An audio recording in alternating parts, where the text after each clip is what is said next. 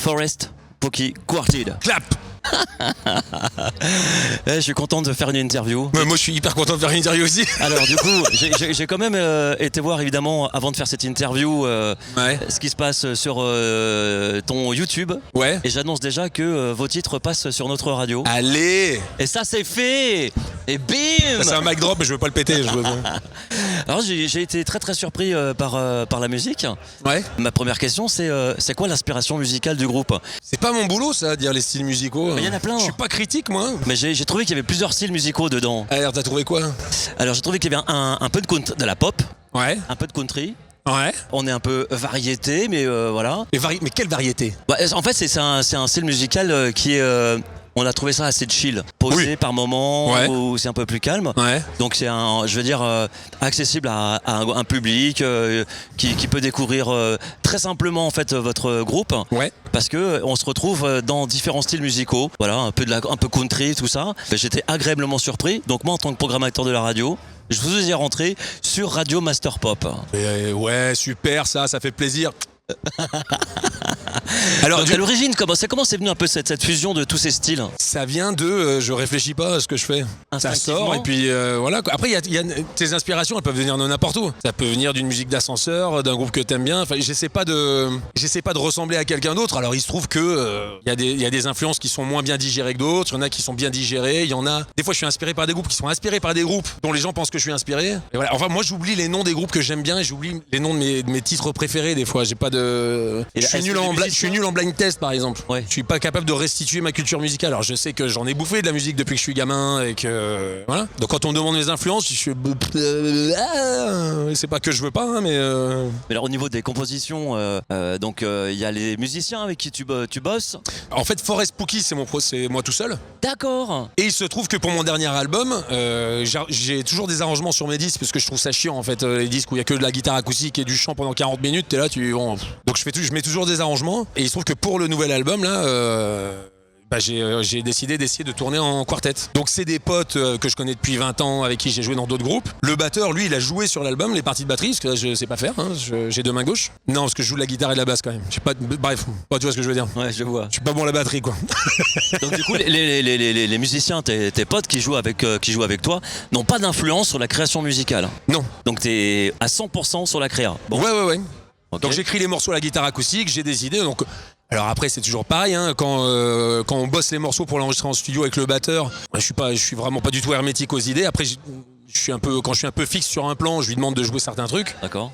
Mais voilà, il se trouve que le Basile avec qui je joue depuis 15 ans dans divers projets, qui est un super batteur, il a plein de bonnes idées aussi. Donc il participe parfois à certaines mises en place, mais la composition du morceau, ils sont terminés quoi, ils sont déjà faits. Ouais. T'as des inspirations de groupes dans ta jeunesse qui t'ont donné envie de faire de la musique, qui t'ont inspiré aujourd'hui à faire ce que tu fais? Ouais, alors moi j'ai grandi en écoutant toute la scène californienne de punk rock mélodique. Franco-américain. Ouais, alors moi je suis né aux États-Unis. Voilà. Mes parents sont français, ils ont vécu aux États-Unis pendant 15 ans, donc toute ma fratrie est née du côté de Washington, côte Est. On est rentré, j'avais 6 ans. Mes frangins, les plus grands, avaient 7 ans de plus. Ils ont monté un groupe parce qu'ils sont arrivés, c'était un peu les parias, parce qu'ils parlaient pas assez bien français, et que ils étaient habillés avec des chemises à carreaux et tout le monde trouvait ça naze. Et puis 6 mois plus tard, tout le monde avait des chemises à carreaux. Donc nous, on a grandi en écoutant du grunge et puis la scène punk rock mélodique, les NoFX et compagnie, les Bad Religion, Green Day, tout ça. Ok. Ce qui m'a peut-être un peu plus influencé, c'est des groupes un peu plus pop, peut-être comme Nada Surf ou les Weaker Thans, c'est un groupe un peu moins connu canadien. Enfin voilà. Pour vraiment schématiser, pour grossir le trait très très fort. Ce qu'on écoutait surtout, c'était tout ce qui était entre les Ramones et les Beach Boys un peu. D'accord. Donc c'était du punk rock, mais quand même avec des mélodies et puis culture américaine quand même. Hein. Et puis des trucs qu'on peut éventuellement chanter, du sing-along. Donc plutôt américain, ouais, comme tu dis. Plutôt américain, ouais. Est-ce que tu m'as pas cité Téléphone ou des chanteurs J'ai pas trop écouté Téléphone, non. Non. C'est vrai, j'ai pas trop de culture de. T'étais pas là peut-être de aussi, rock français. Non, mais eux, ils ont été là longtemps, hein, même après. Ouais, mais je veux dire, t'étais pas en France. Non, j'étais pas en France, non. Puis j'étais pas en âge certainement d'aller au concert à ce moment-là. T'as un petit rituel avant de monter sur scène, quelque chose, un petit gris-gris, un petit machin? En général, je griffonne les prix de mes disques que je suis en train de coller sur le stand et on me dit dans 5 minutes, je fais ouais, j'arrive et je finis ça. Le prix de tes disques? Moi, je suis musicien, mais je suis surtout forain. Moi, je vends des disques et des t-shirts. Il faut que j'ai des factures à payer. Hein. Tu presses du vinyle ou pas? Non, ouais, bien sûr. Non, ouais, bien sûr. J'ai des Vinyle, CD. Vinyle, CD, t-shirt, j'ai des tasses, j'ai des. Donc le merchandising derrière. Ouais, bien sûr. Et puis en fait, les gens qui aiment bien le concert et qui m'aiment bien, ils sont contents de ramener un souvenir. Moi, ça m'aide à faire tourner, à mettre de l'argent de côté pour enregistrer des disques. C'est ton activité principale? Ouais, ça fait 15 ans que je vis de Forest Spooky. Et donc là, le merchandising, t'en vends aujourd'hui un petit peu là sur le Main Square? Non, parce que le Main Square, là, les festivals comme ça, c'est compliqué de vendre parce qu'ils te limitent en nombre d'articles. D'accord. Et puis le festival est grand, il faut tout traverser. Franchement, j'avais la flemme. Ouais. J'avais la flemme de choisir un truc parmi tout ce que j'avais et puis de l'amener et d'aller voir et de faire les comptes, tout ce jeu. C'est ta première année au Main Square? Alors je suis déjà venu en tant que spectateur, c'est 2 fois. Et c'est la 3e fois que je viens sur le site du Main Square et c'est la première fois que je joue. Ouais. Alors, ça fait quoi? Eh ben ça fait plaisir. Ouais. Ça fait plaisir. Ouais, parce que tu as fait des grosses scènes. J'ai fait des grosses scènes, j'ai fait des petites scènes avec les années. Moi, je tape les 1300 concerts sur 5 continents, moi. C'est énorme. Donc, alors, c'est un bon score. J'en connais qui ont fait beaucoup plus. Oui, surtout qu'on fait beaucoup moins. Hein. Je suis pas impressionné par la taille des lieux où je joue. Parce que finalement, on fait le même concert, ça change rien. Voilà. Moi, les morceaux, je les joue de la même manière que je joue devant 5 personnes, que je joue devant 10 000. Mes morceaux, ils sont ce qu'ils sont, quoi. Ce qui me touche plus, c'est pas tant la taille que l'environnement. C'est mortel de jouer, encore une fois. T'es très bien accueilli, l'équipe est en place. C'est hyper cool aussi de bosser avec l'équipe technique locale que je croise sur d'autres concerts. Donc il y a un côté très, j'allais presque dire fraternel. Bien que je sois nouveau dans la région, ça fait moins d'1 an que j'habite dans les Hauts-de-France. D'accord. Donc je commence à rencontrer un peu tout le monde, on commence à se reconnaître un peu. T'as des impressions que t'as sur ces scènes-là, c'est des impressions que je connais un peu parce que j'ai déjà fait des scènes un peu grandes. Et puis t'as les impressions que tu peux avoir comme je suis allé jouer en Inde, où là tu te confrontes à des gens, tu t'as vraiment aucune idée de ce que t'as le droit de dire culturellement, est-ce qu'ils vont comprendre? Des fois je fais des blagues entre les morceaux, je dis mais alors qu'est-ce que je peux dire comme blague qu'ils vont comprendre? Est-ce que ça va être mal pris? Donc des fois tu tentes un peu des trucs. Il y a un côté un peu plus aventureux. Je suis pas impressionné de jouer au Main Square. Pas de stress. J'ai pas de stress du tout. Quoi? En revanche, j'étais très flatté d'avoir été programmé sur la scène par les programmateurs locaux qui s'occupent du Bastion. Ça fait plaisir de se sentir soutenu par des programmateurs qui disent ah putain t'es là, ok cool, on t'accueille. Génial. Bienvenue. Enfin je me sens chaleureusement accueilli, quoi. C'est valorisant d'être programmé après de le faire. Ouais. Mais ouais, d'être pris en considération par les programmateurs. Là il se trouve que c'est Main Square et les Hauts-de-France. Mais n'importe quel programmateur qui t'appelle et qui te dit tiens je veux te faire jouer, ça fait plaisir. Puis encore une fois, là, on monte tous sur scène, tout le monde a un peu trop d'ego. Une anecdote qui t'est arrivée sur scène ou quelque chose, un petit truc croustillant, quelque chose? Alors croustillant, je sais pas si c'est croustillant. Ce qui me vient à l'esprit spontanément, c'est j'ai ouvert pour un groupe, c'était Yodelis, je crois. Oui. Et donc j'ai ouvert en solo dans une SMAC, donc on était dans la salle, il y avait 1200 ou 1300 de capacité, donc c'était sold out. Ouais. Et on me fait jouer là en solo, j'avais encore pas vraiment joué devant énormément de monde en solo. Donc j'arrive là pour les balances, on me dit bon il y a déjà 4 retours, mais tu peux pas t'en servir parce que c'est ceux du chanteur. Ah. Donc on va te rajouter 2 retours. Donc j'avais 6 retours devant moi.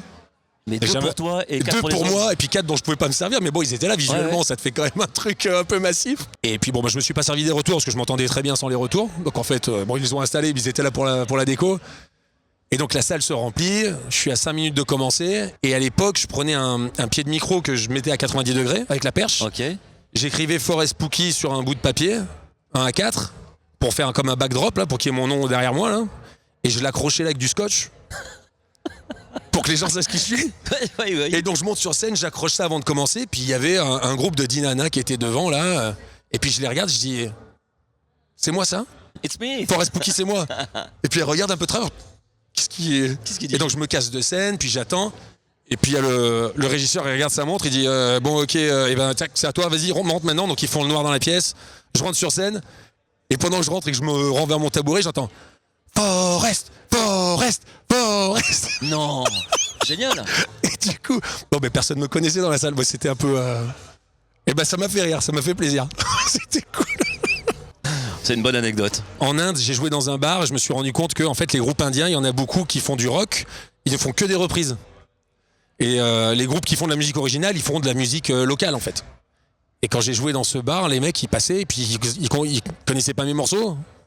Donc ils hallucinaient d'entendre des titres originaux un peu rock, même à guitare acoustique. Et il y a un mec qui passe à côté, il me dit tu peux jouer tu peux jouer Hotel California? Et je lui dis bah non. Non, je peux pas. Et moi il fait attends mais comment ça? Et puis il commence à se fâcher. comment ça tu sais pas jouer? Mais tout le monde sait jouer Hotel California. Je dis non mais je ne sais pas jouer Hotel California mec. Il était outré. Donc j'arrête pas de me dire qu'il faudrait que je m'y colle. T'as un featuring que tu aimerais faire avec Hotel California? Non, pas vraiment non. Non. Alors, J'ai pas d'attache particulière avec les Eagles ni ce morceau non. Et t'as un featuring que t'aimerais faire ou t'as déjà fait des featuring avec d'autres artistes, des collabs? Ah bah attends, tu parlais d'influence tout à l'heure là, sur mon dernier album, j'ai branché le chanteur Nada Surf pour qu'il chante sur un morceau et puis bon, c'est mal goupillé, il m'a pas dit non, il m'a pas dit oui. C'est dans les tuyaux comme on dit. Bah j'essaye, ce serait vraiment cool que j'arrive à capter les gars de Nada Surf. Ça c'est un groupe que j'ai vraiment beaucoup écouté. Ouais. En fait, en réfléchissant pour répondre à ta première question, une de tes premières questions, Nada Surf, ce serait cool de faire du plateau avec eux, ouais. Ce serait ton kiff.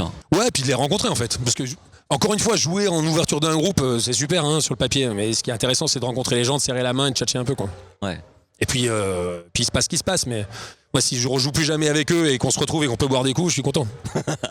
La bonne ambiance. Ouais. T'as des projets musique encore, des prochains albums qui vont arriver, quelque chose en prévision? Ouais, alors moi, depuis 2004, j'ai sorti un album par an.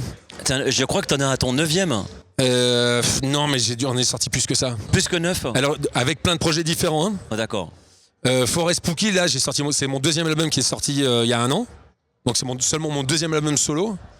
Mais j'ai joué dans une dizaine de groupes depuis que j'ai commencé à faire de la musique. Et donc, je compose et on sort des disques, on fait des tournées voilà, depuis longtemps. Forest Spooky, ça existe depuis combien de temps? Forest Spooky, ça existe depuis 2008. Le premier EP de 2010, premier album 2012, Split 2013, 2015, 2016 j'ai sorti un EP et je m'impressionne de sortir tout ça d'une traite. Hein, tout ça j'ai pas réfléchi. Ça bosse de ouf. Voilà. Après j'ai un groupe Supermonk qui a sorti 3 albums ces 5 dernières années, un groupe Maladroit aussi qui a sorti un album il y a 2 ans.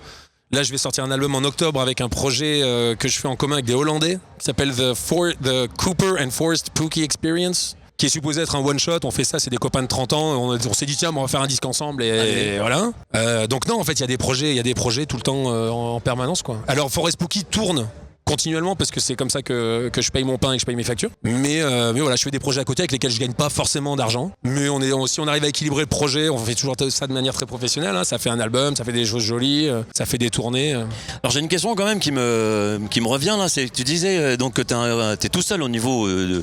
Forest Spooky, je compose tout seul. Voilà, tu composes tout seul. Ouais. Mais les 3 autres musiciens, c'est toujours les mêmes ou de temps en temps, justement, tu as d'autres musiciens qui peuvent jouer avec toi, qui peuvent t'accompagner? L'idée que ça s'appelle Forest Spooky Quartet, c'est que c'est pas un groupe spécifique. C'est que les membres, s'ils sont pas dispo, voilà, ils sont interchangeables. Je préfère pas.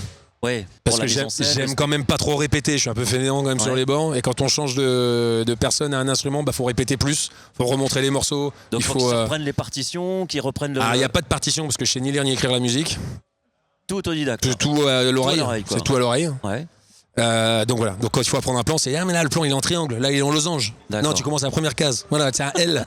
Il y a des images, tout ça, tout le temps. Ok. Et voilà. Mais il y a eu un changement où sur la première mouture du quartet l'année dernière, c'était Stéphane, un ami de 20 ans qui est bassiste toulousain qui joue dans plein de groupes, qui est parti. Lui, il joue dans Dionysos. Donc Dionysos a repris la tournée, donc il est parti tourner avec Dionysos. Et donc voilà. Donc le guitariste est passé à la basse et j'ai récupéré un pote de Toulouse qui a repris la guitare. Voilà. Donc la formation de ce soir, c'est avec le Mathieu Zuzek. Le Fred Méasson et le Basile. Je te remercie vraiment. Bah non, mais c'est cool, ça me fait hyper plaisir qu'on ait pu passer un moment ensemble, là, c'est cool. Et en plus, tu vas passer donc sur Radio Master Pop, le groupe Radio Master, 18 stations de radio. Il y en a une qui s'appelle Radio Master Pop. Et depuis que j'ai découvert Forest Spooky, du coup, je me dis, oh, ça sent super bon. C'est génial. Et du coup, je l'ai rentré en diffusion. Bah, ça fait fondre mon petit cœur ce que tu me dis là, tu vois. Ça me touche. Merci. Bah ouais, nickel. Bon, merci beaucoup, hein, ça fait plaisir. Mais écoute, si l'occasion se représente, je serais ravi de discuter.